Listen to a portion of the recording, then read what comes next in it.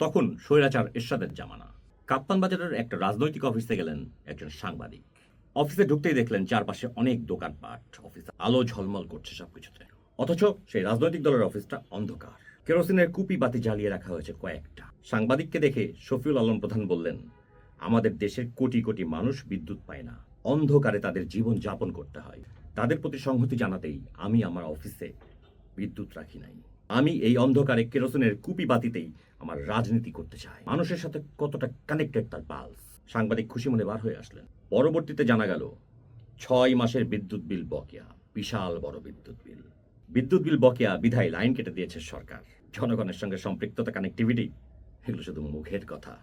বড় বড় দল, বিএনপি, আওয়ামী লীগ, জামাত ইসলামী, জাতীয় পার্টি, এদের কার্যক্রম চালানোর জন্য টাকা দেওয়ার বহুত লোক আছে। কিন্তু আপনি কখনো ভেবে দেখেছেন ম্যাচ বক্স সাইজ যে দলগুলো, এদেরকে কেন মানুষ টাকা দেবে, কেন ফান্ড করবে? এই দলগুলো কিভাবে চলবে, কিভাবে চলে?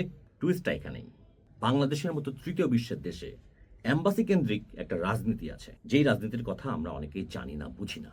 কি সেই রাজনীতি? ধরেন ইন্ডিয়া, তারা একটা এম্বাসি রেখেছে বাংলাদেশে।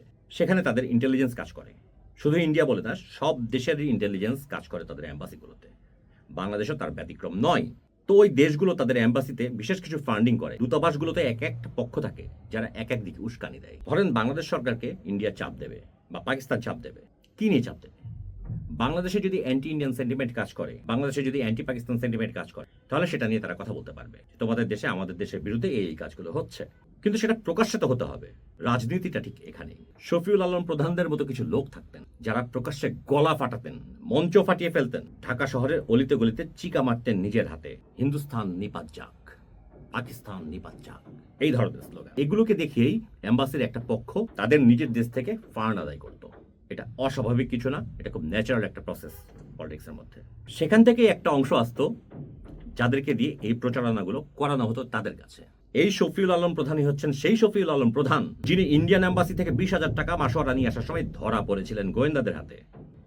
এই ধরা পড়ার পর থেকে বেগম জিয়া তাকে আর কখনো বিশ্বাস করেন নাই। জোটে ছিলেন, কিন্তু সেই বিশ্বাসের জায়গাটা তিনি হারিয়ে ফেলেছিলেন। শোনেন, আরেকটা কথা বলি। এই শফিউল আলম প্রধান, শওকত ইসলাম নীলু, এরা কিন্তু একবার জাতীয় পার্টিতে যোগদান করেছিল এবং নিজের দলটাকে বন্ধ করে দিয়ে, কিন্তু 1 মাসের বেশি টিকতে পারে নাই। পরে তারা জাতীয় পার্টি থেকে সরে যেয়ে নিজ নিজ দলে যোগদানও করেছিল।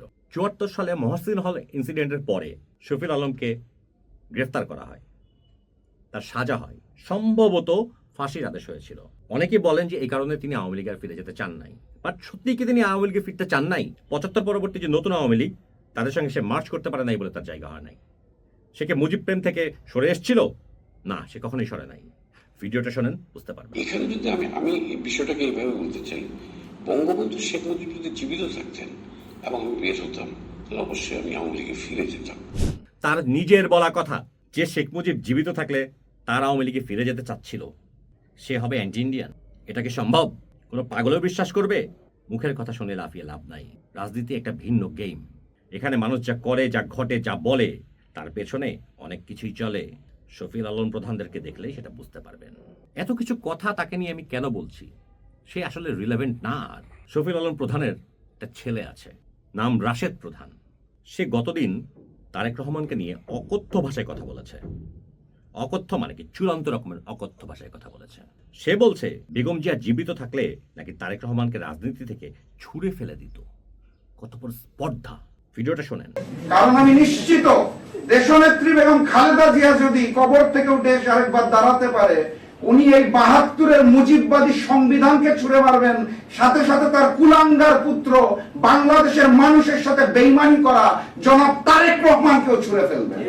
কত বড় স্পর্ধা, কত বড় দুঃসাহস, কত বড় বেয়াদব! বাপ যেমন, ছেলেও ঠিক তেমন।